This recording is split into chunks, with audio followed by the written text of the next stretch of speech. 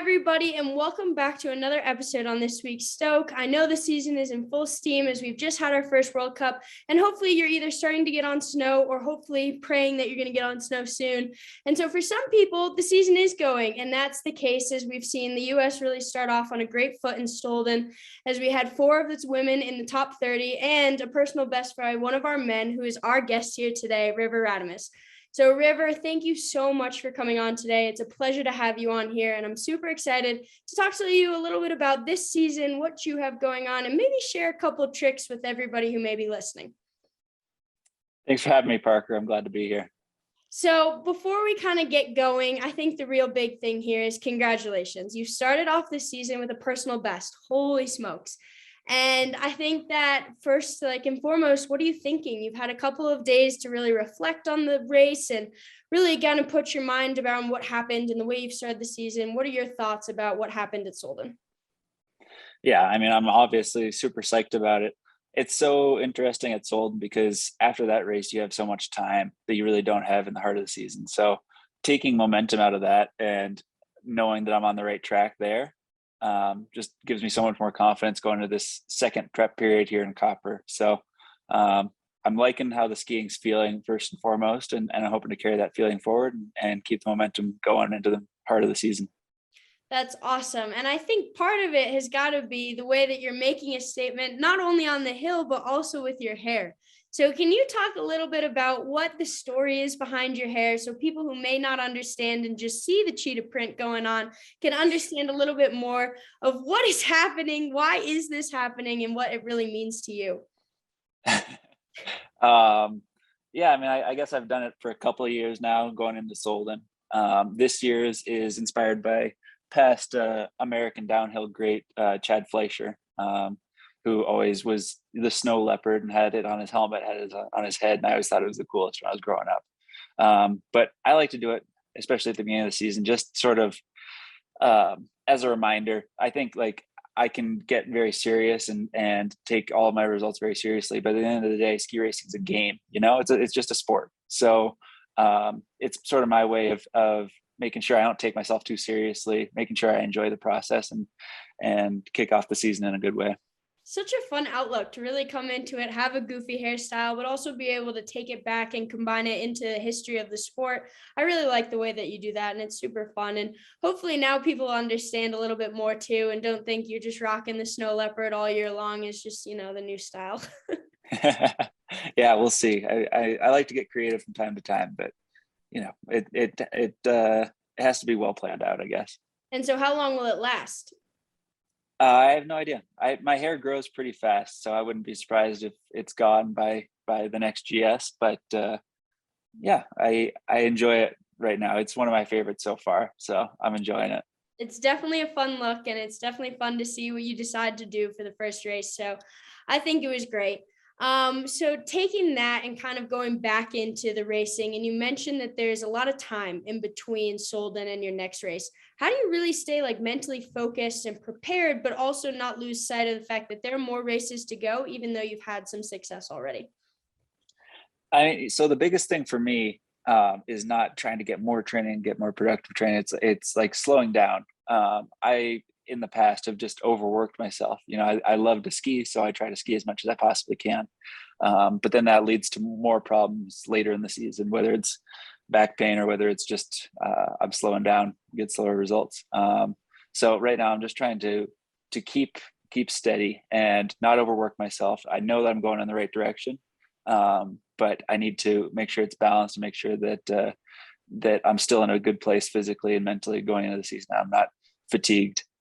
So I am going to get some training in at Copper and hope to build on the momentum. Obviously, it's easy to when you have the confidence. Years past when I've gone in after struggling in Soelden, it's like a motivational boost. But I feel like it can be a motivational boost on either side of the card. So yeah, I'm excited to get some skiing in Colorado and then see what the rest of the season has in store. No, it's such a funny sport where your mindset can play such a huge role. And so to see that you have such a good plan moving forward and the way that you're going to attack the season is really cool to hear. And some important information for people to learn from, having that confidence building, but not overdoing it. I think that that's really important knowledge. So now I kind of want to take us in a different direction, and I really want to provide a little bit of a resource here so that people can think about what are the key important pieces of a GS turn. You know, we've started Soelden, you really had a great race. Let's talk a little bit about that GS turn, break it down, and really think about what are some key parts to that turn that may help some little U16 FIS kid and adult skier that really could really benefit from. These are 3 simple steps that you should think about that will help you build more speed as you move through the season. Yeah, sure. I mean, so my ethos on GS skiing is it's all about flow. I try to make sure that I put myself in a position where I'm never forcing anything. I never have to um, muscle my way through the turn. And for me, that all comes down to stacking my body in position where it leverages the ski for me, basically. So when I'm entering into a turn, all I'm thinking about is pulling my feet behind me and pushing my chest out towards the next apex. And like that really flipped the switch for me in years past, the pull the feet behind me move, because I always thought about like getting to the front of the ski. And for me, I could just push my chest forward, but I wasn't actually moving. And so the pulling the feet behind me is such it just stirs such a strong feeling in the mind's eye. And it's such a clear feeling sensation for me. So really pulling the feet behind me so that I have the foot cocked behind me, and then the chest is pointed out. As long as I'm strong on the outside ski at the top of the turn, the second half is so much more natural. You know, once the gravity is working with you going across the hill, you know, you can hip drag and lay the ski out as far as you want to, but you don't get to enjoy those spoils unless you do the top of the turn right. Okay, so it's a lot about body position, and like you said, that flow is really important. But you mentioned the hip drag, which has now become a kind of river coined contest, I'm pretty sure. So, what can you explain a little bit about this hip drag and the movement and just the idea of really just letting the ski arc out and getting that awesome feeling? I mean, yeah. So the most pure feeling in skiing to me is like just the pure energy when you connect a good GS turn. You know, when everything clicks and you feel that power underneath you, that it's like almost out of control, but you still feel like you're in control. And I love pushing that to the extreme. You know, going to the absolute limit of my edge so that I've just got the slightest amount of edge still on the snow, and pushing my limits there it just feels so powerful. It feels so freeing at the same time. So I've always loved that. I picked it up from watching Ted when I was growing up, and I guess people have come to know my skiing for it as well. I'm sort of trying to work my skiing away from that because I don't need that all the time as much as I use it. But I still love doing it in free skiing, especially. And I still think for kids, you know, it's not necessarily like the skiing you should totally be emulating, but I think it's important to experiment, try new things, and see how far it can go. You don't know what your limit is till you find it. So yeah, I think the challenge sort of started last year with Jimmy Krupka, and then Otley McGrath started making the videos, and I sort of took the mantle on. I don't own the hip drag. You know, I always think that Ted owns the hip drag, but it's cool to see young kids excited about pushing their limits in that way, and I'm happy to lead the charge on that as much as I can.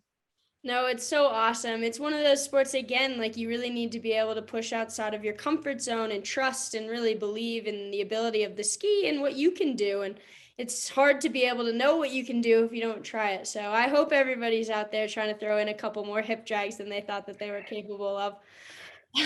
But that being said, you mentioned Ted Ligety. Do you have any idols or anybody that you've really looked up to? Your whole ski career is now you're coming into this place where you can be someone that someone is looking up to as well.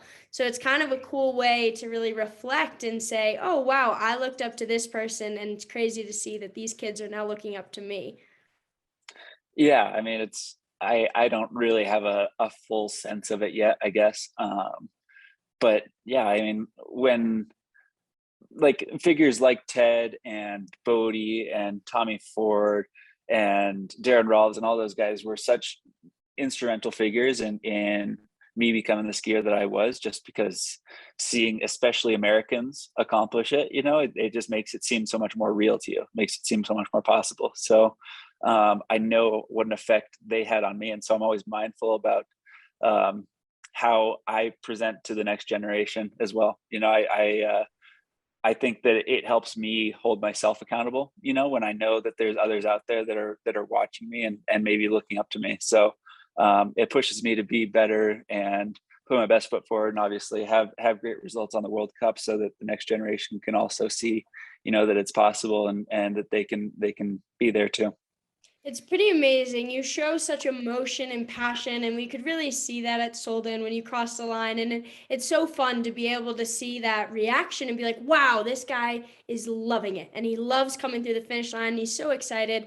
And I think that that adds value to the sport as well. And so I'm just applauding you for your ability to really show that you love ski racing, and it's amazing to see. And that means a lot to anybody watching, and just makes people excited to cheer you on too. So that's huge. That being said, with cheering on, I would be crazy if I didn't ask you your thoughts about the Olympics coming up. We are less than 100 days away, and it's going to be pretty interesting. We're moving to Beijing. It's coming on quickly. What are your thoughts going into that this season?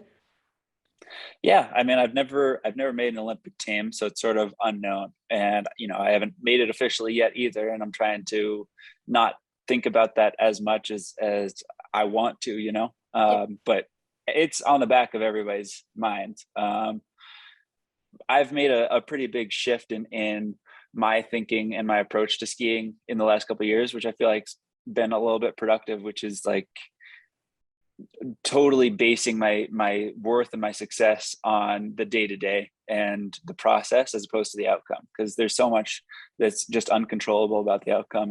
And also, like, I've had a lot of great days and I've had a lot of bad days, and none of them have like fundamentally changed who I am as a human being, and like I don't remember half of the wins I've had, and so recognizing that at the end of the day, that won't be the end all be all for me.